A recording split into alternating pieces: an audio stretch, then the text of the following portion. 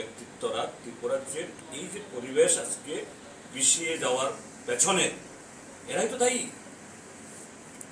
একজন যে কোনো নাগরিক যদি এরকম একটা পোস্ট সোশ্যাল মিডিয়াতে দিত,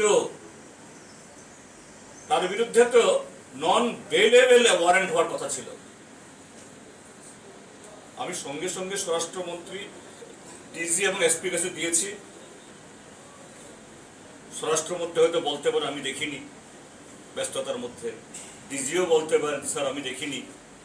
but SP Kiran Kumar he responded, I am verifying. তো এখন তো ভেরিফাইড। বিধানসভাতে আরেক মন্ত্রী বলেছেন হ্যাঁ তিনি এই কাজটা যে ভুল করেছেন, গর্হিত করেছেন, এই জন্য ডিলিট করেছেন বা তাকে ডিলিট করতে বলা হয়েছে। তাহলে সুধাংশু তিনি যে culprit, now it is proved. কেন সুধাংশুর বিরুদ্ধে ফৌজদারি মামলা হবে না বা তাকে ওয়ার্নিং দেওয়া হবে না? আজকে সেদিন সংবিধান মেনে চলার বলেছে, আমরা অন্য কথা তো আলোচনা হয়নি। বিষয়টা উত্থাপন করেছিলেন বিরজিৎ সিনহা মহোদয়, সেকেন্ড করেছেন গোপাল রায় মহোদয়।